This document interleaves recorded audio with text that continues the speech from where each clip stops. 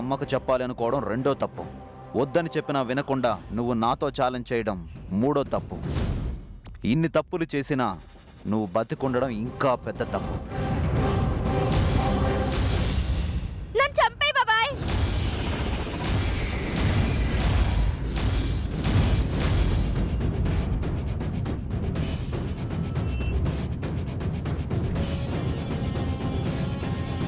నువ్వు నన్ను చంపినా చంపకపోయినా నేను నాన్నమ్మకి నిజం చెప్పలేను బాబాయ్. ఇప్పుడే కాదు, ఎప్పటికీ చెప్పలేను. నేను చెప్పాలనుకుంటే నాన్నమ్మ అడక్క ముందు చెప్పేసేదాన్ని బాబాయ్. కానీ నాన్నమ్మ అంత బాధపడినా నేను చెప్పలేదంటే నేను నిజం చెప్పే పరిస్థితుల్లో లేను బాబాయ్. చెప్పాలనుకుంటే నేను చెప్పకుండా నువ్వు నన్ను ఆపలేవు బాబాయ్. మా నాన్నని పెద్ద కొడుకని నాన్నమ్మకి చెప్పే పరిస్థితి లేదు బాబాయ్. ఈ నిజాన్ని నాన్నమ్మకి ఎప్పటికీ చెప్పలేను బాబాయ్. నిజం చెప్పలేనని బాధపడటం కన్నా చచ్చిపోవడమే మంచిది బాబాయ్. నన్ను చంపే బాబాయ్, ప్లీజ్ బాబాయ్, చంపే. దండం పెడతా, చంపే బాబాయ్. ఏమన్నా నువ్వు మా అమ్మకు నిజం ఎప్పటికీ చెప్పలేవా? చెప్పలేను కాబట్టి చంపేయమంటున్నాను బాబాయ్. నన్ను చంపే, షూట్ మీ. నువ్వు నిజం చెప్తున్నావా? అబద్ధం చెప్పాలనుకుంటే నన్ను చంపేయమని నేను ఎందుకు అడుగుతాను బాబాయ్? నిన్ను చంపాలనుకున్నది ఆ నిజం చెప్పకూడదని. ఎప్పటికీ చెప్పలేనని నువ్వు చెప్పాక నిన్ను చంపాల్సిన అవసరం నాకు లేదు. మా అమ్మ ప్రేమ నాకే దక్కాలి అన్న స్వార్థం తప్ప నాకు నీ మీద ఎలాంటి కోపం లేదాను. నేను స్వార్థపరుణ్ణే తప్ప అంతకొన్ని కాదాను. నేను కూడా మనిషినే. నువ్వు ఆ నిజాన్ని చెప్పలేకపోవడానికి కారణం ఏంటాను?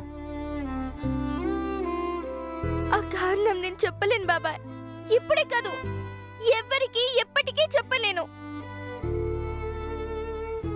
అందుకే నన్ను చంపేయమంటున్నాను బాబాయ్. చంపే బాబాయ్, చంపే.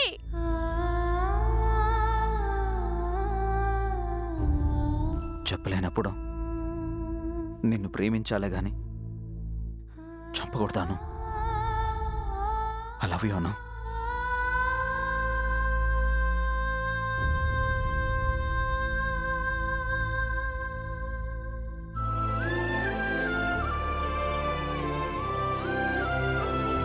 నువ్వు చెప్తున్నది నిజమని నీ మాటల్లో, నీ కళ్ళల్లో, నువ్వు కార్చే కన్నీళ్లలో కనబడుతుంది.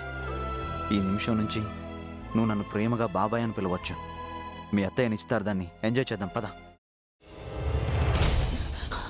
నువ్వు ఇంకేమన్నా చెప్పాలా? ఇంకేమన్నా అబద్ధం చెప్పాలనుకుంటే చెప్పేయి. నేను చూడాలనుకుంటున్నాను నన్ను మోసం చేయడానికి నువ్వు ఎంత నీచానికి దిగజారగలవు అని.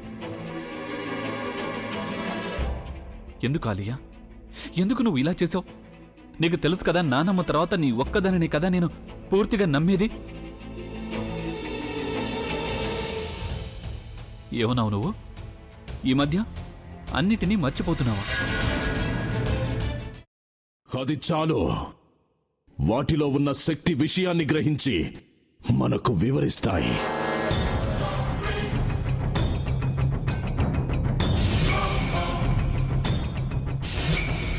ఎవరు ఆ దండ విప్పొద్దు, గది తలుపులు తెరవద్దు.